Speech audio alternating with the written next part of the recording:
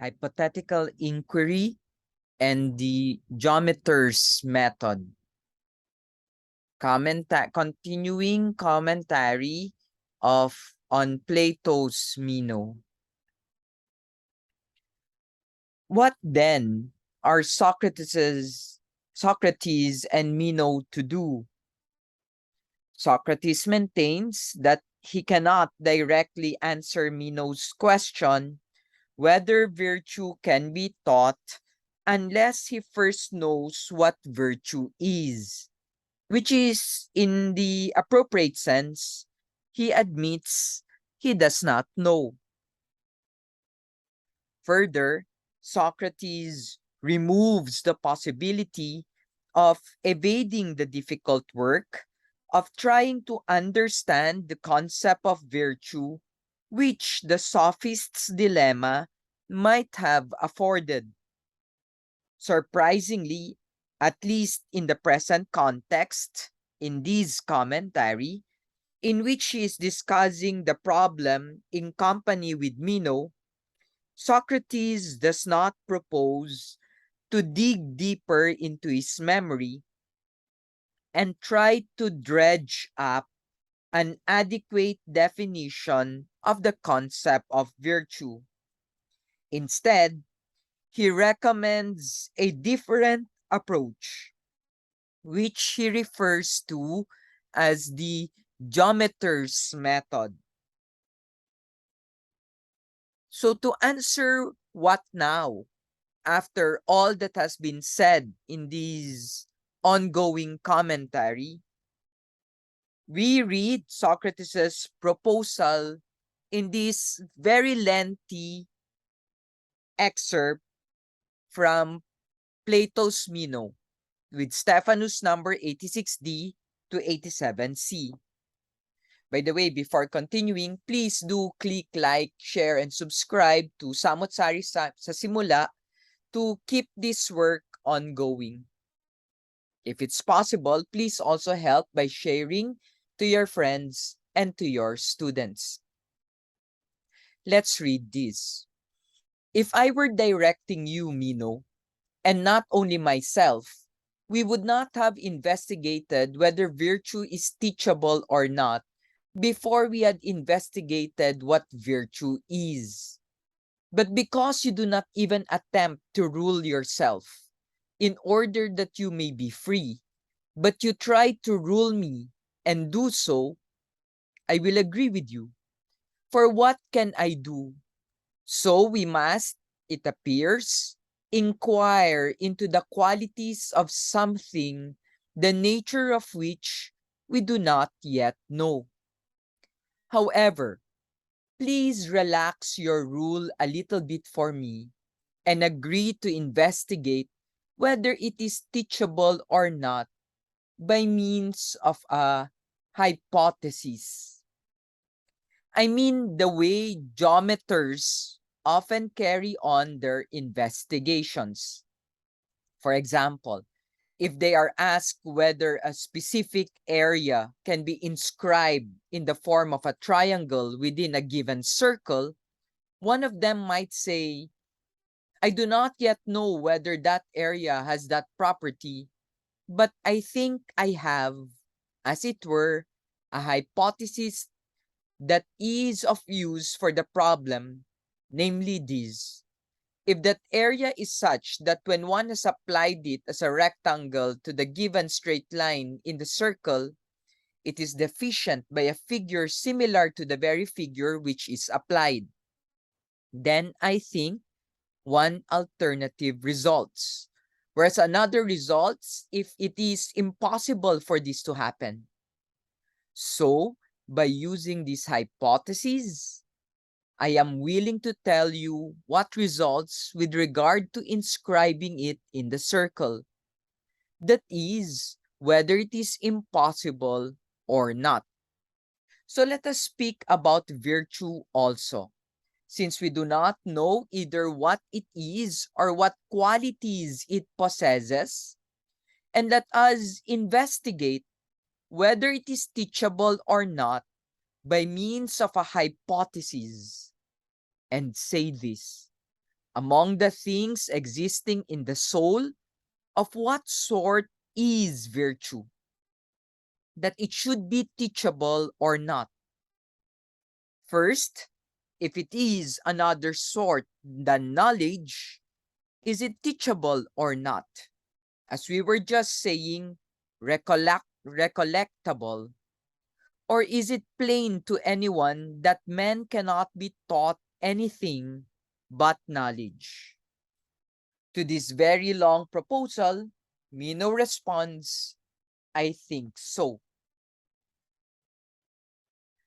The geometer's method that Socrates proposes to follow in trying to answer Meno's question whether virtue can be taught has the following structure. In mathematics, when we do not know whether a certain mathematical entity has a certain property, we can entertain the hypothesis that it does in order to see what follows from the assumption. If the assumption entails consequences that we can determine are not satisfied, then we can at least know that the hypothesis or assumption is false, which is significant progress in understanding the entity's properties. Socrates gives a good example in the cited passage, which we need not repeat. The application of the hypothetical method to the problem of whether virtue can be taught is similar. Socrates therefore offers a hypothesis concerning the nature of virtue and the conditions under which it might turn out to be teachable. So Socrates doesn't claim to know what virtue is. Nevertheless, he's providing a way of treating how virtue can be understood. Let's continue reading the dialogue in 87C to D. But if virtue is a kind of knowledge, it is clear that it could be taught. Of course, says Meno. We have dealt with that question quickly, that if it is of one kind, it can be taught. If it is of another kind, it cannot. We have indeed. Then Socrates continues. The next point to consider seems to be whether virtue is knowledge or something else. That does seem to be the next point to consider, says Meno. Well, now, do we say that virtue is itself something good? And will this hypothesis stand firm for us that it is something good? And Meno will reply, of course. The hypothesis by which Socrates hopes to gain leverage on Meno's question, whether virtue can be taught or is acquired in some other way, is to say that if virtue is a kind of knowledge, then it can be taught. This seems reasonable enough, especially if we take into consideration Socrates' assumption that the kind of knowledge under which virtue is considered is in Greek a techne, which is to say a skill that can be reproduced or reduced to a formulaic recipe or step-by-step method that, if we follow the prescriptions, will result in proficiency. It is in this sense, for example, that knowing how to bake a cake, play the guitar, or perform a certain aikido or karate move is something that can be known, a skill to be mastered by virtually anyone who puts the requisite principles into practice and makes the necessary effort. If virtue is a techne, then, as Socrates hypothesizes, it is something that can be taught. Meno agrees. And from these common bases, the two move forward towards a more elaborate sequence of inferences that is meant to shed light on the nature of virtue as teachable or not. We shall not try to track every fine point in Socrates' and Meno's consideration of the hypothetical method. They apply the hypothesis to the question of whether virtue can be taught, whether virtue is in whole or in part wisdom, and whether or not it is something beneficial. Socrates, in any case, is quick to eliminate the alternative possibility that virtue might be a quality had by certain persons by nature. We might say, in contemporary terms, that some people are virtuous because of genetics, possessing the right sort of chromosomes to be virtuous rather than unvirtuous. This possibility, Socrates discounts by means of an interesting but not specially convincing proof. Socrates reasons that if virtue is wisdom, then it cannot be possessed by nature. Let's read these from 89a to b. Then if that is so, the good are not so by nature. I do not think they are. Socrates continues, for if they were, this would follow. If the good were so by nature, we would take those whom they had pointed out and guard them in the Acropolis, sealing them up there much more carefully than gold, so that no one could corrupt them. And when they reached maturity, they would be useful to their cities. Reasonable enough, Socrates, answers Meno. The idea is that if virtue were naturally possessed by some persons, then there would be other persons in the city who would be able to judge by observing little children that they have been blessed by nature as virtues. Since this furthermore would be of great benefit to the city-state, such virtue detectors would somehow be able to see the signs of virtue in persons at a very early age and would protect them from corruption and evil influences so that their virtue could be preserved for the sake of the public good. If at if this seems correct, we do not believe that anyone can make such judgments from observing children, then Socrates concludes virtue is not a product of nature. Whether this is good argument or not is open to dispute. It seems to be objected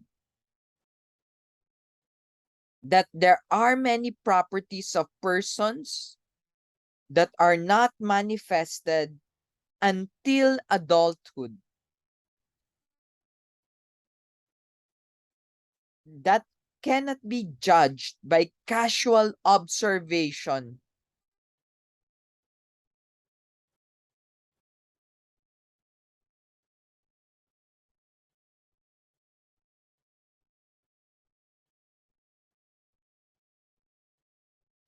Of children before they matured.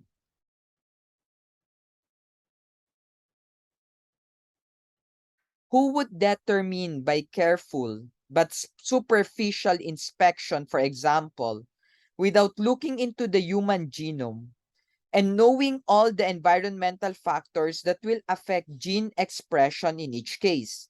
whether a particular child will grow up to be bad or bald or not. When I was young, nobody thought I would go bald.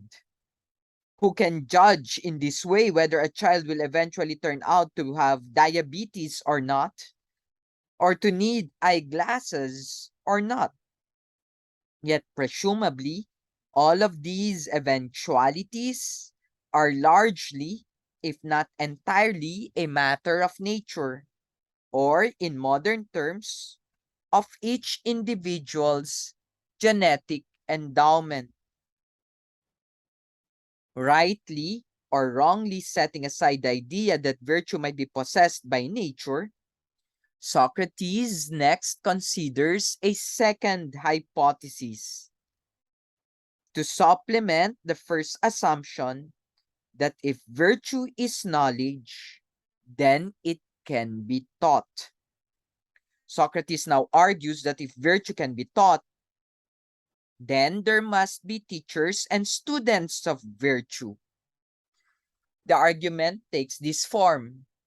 I will tell you, Mino, I'm not saying that it is wrong to say that virtue is teachable if it is knowledge.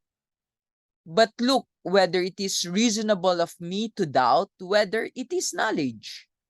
Tell me this. If not only virtue, but anything, whatever can be taught, should there not be of necessity people who teach it and people who learn it? I think so, says Mino. Socrates responds, then again, if on the contrary there are no teachers or learners of something, we should be right to assume that the subject cannot be taught. I think so. Then Socrates responds, then again, if on the contrary there are no teachers or learners of something, we should be right to assume that the subject cannot be taught. Quite so. But do you think that there are no teachers of virtue? Socrates argues in the sequel that there are no teachers of virtue. His reasoning on this score is interesting because it seems to depend on empirical evidence, or rather, on the lack of empirical evidence of the existence of any teachers of virtue.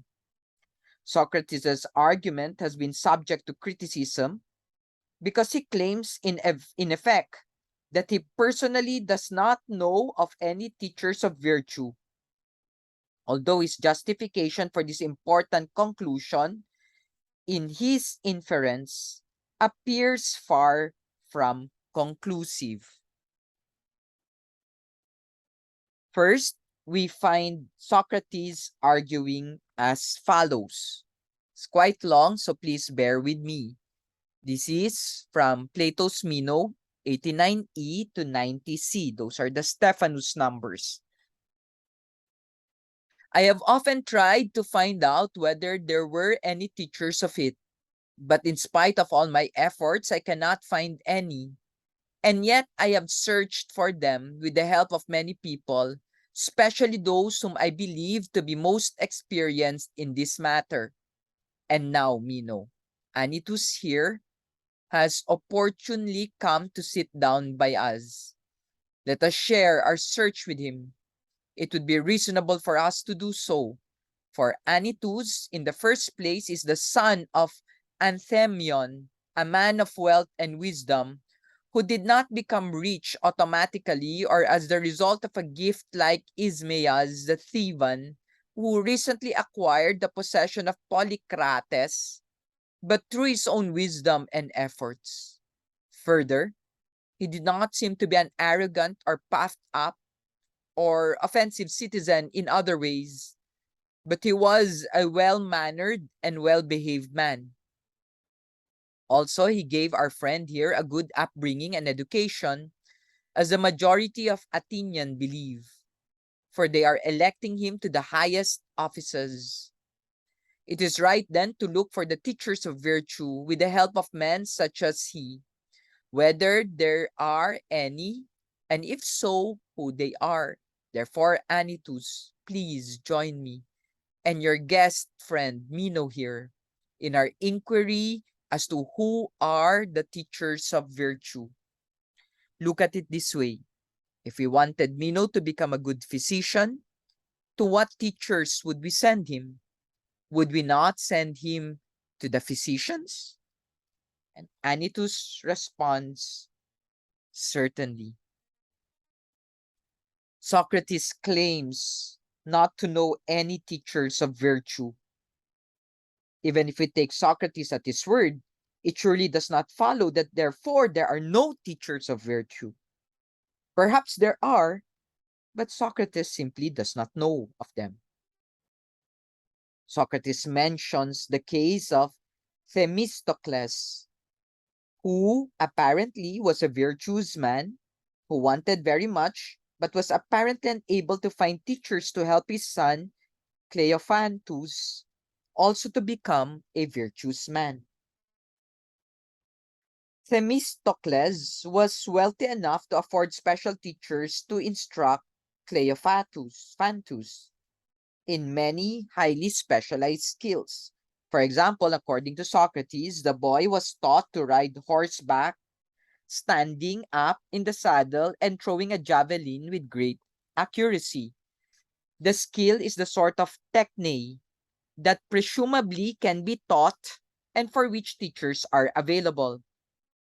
If Themistocles was willing to spare no expense in order to help his son perfect all the qualities that would be useful to him in adult life, and also wanted his son in particular to be virtuous, then one would think that someone with his advantages in life would be able to find the teacher of virtue if there were any to be found.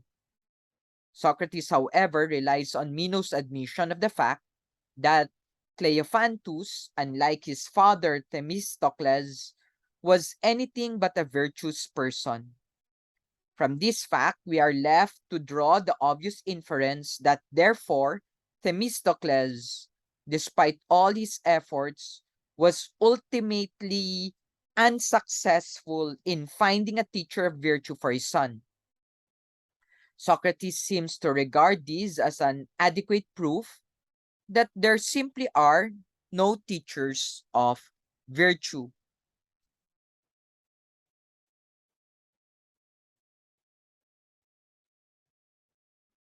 In fairness to Socrates, the question of whether there are or are not teachers of virtue is ultimately an empirical matter.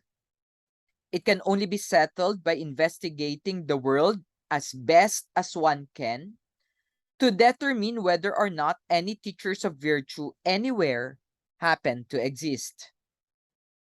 Socrates, like other teachers addressing this kind of issue, can only make the best use of available evidence to decide whether or not there are teachers of virtue.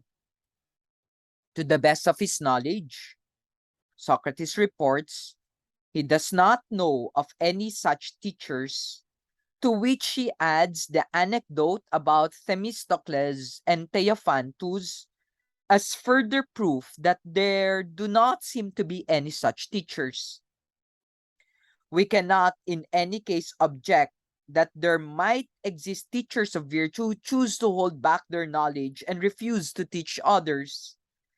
Because if anyone were truly a teacher of virtue, she or he would have to be virtuous, and as such, a truly virtuous person could not refrain from helping others to become virtuous in any way they could.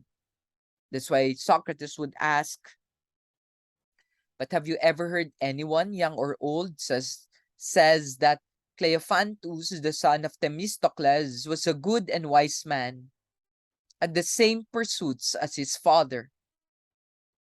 Meno responds, never. Socrates, of course, mentions Aristides and his son Lysimachus, Pericles and his sons Paralus and Xantippus, and Thucydides and his sons and Thucydides and his sons Meletius and Stephanus. All of these young men were taught to be excellent athletes, but from these we are supposed to infer they were by no means as virtuous as their fathers. Their fathers were virtuous and wanted their sons to be virtuous, and they were able to provide other teachers of valuable teachable skills for them. The sons excelled in these skills, indicating that they could be apt pupils for whatever could be taught. Socrates then reasons that if the sons are known nevertheless to have been unvirtuous, the only reasonable conclusion seems to be that there simply were no teachers of virtue available for their fathers to hire who could have instructed them in virtue as a technique. Hence, virtue is not a skill or a technique. Socrates would conclude, can you mention any other subject of which those who claim to be teachers not only are not recognized to be teachers of others, but are not recognized to have knowledge of it themselves, and are thought to be poor in the very manner which they profess to teach?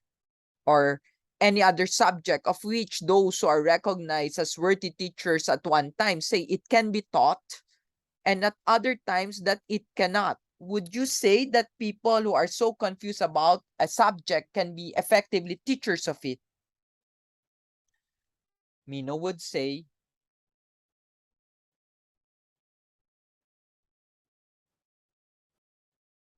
no, by Zeus, I would not.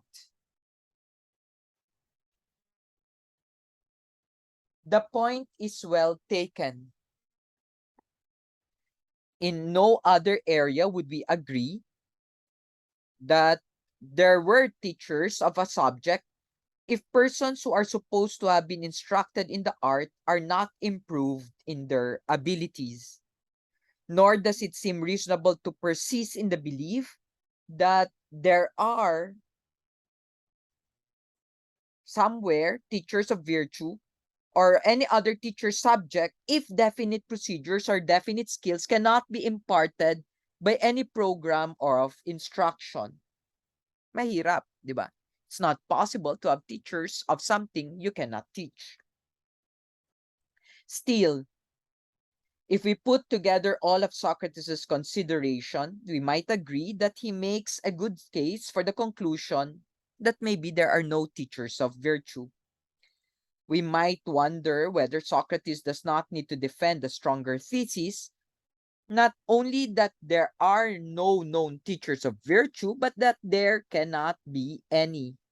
This is a proposition that Socrates does not try to uphold, nor is it clear what kind of argument could be offered to support a result as powerful and as general as this. If we grant Socrates' conclusion, as Meno does at last, then we arrive at a compact formulation of the essential inference in Socrates' application of the Geometer's hypothesis about whether virtue can be taught. Socrates argues, if there are no teachers, neither are there pupils, as you say, says Meno. And we agreed that a subject that has neither teachers nor pupils is not teachable. We have so agreed. Now, there seems to be no teachers of virtue anywhere. That seems so. Then virtue cannot be taught? Then Meno says, apparently not. If we have investigated this correctly, I certainly wonder, Socrates, whether there are no good men either, or in what way good men come to be. In this brief exchange, the main part of Socrates' hypothetical Geometer's method is clarified. The inference goes something like this, distinguishing the assumptions from the conclusions. Let's look at it. If virtue is a kind of knowledge, then it can be taught. If virtue can be taught, then there are students and teachers of virtue. As experience shows, however, there are no teachers of virtue. And if there are no teachers of virtue, then neither are there any student of virtue. Those are clearly the assumptions. The conclusions are, going down, there are no students or teachers of virtue. Virtue cannot be taught because virtue is not a kind of knowledge. Socrates have already discounted the possibility that virtue might be possessed by nature and now believes that he has shown that virtue cannot be taught and is therefore not a kind of knowledge.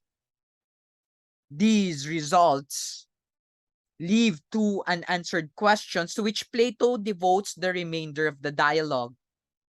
The first question is, if virtue is not a kind of knowledge, but it is something valuable, beneficial to the city-state, and as such a kind of wisdom, what exactly is its philosophical status?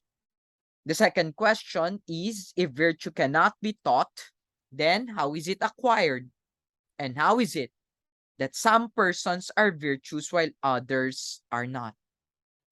These topics we will consider in the following recording.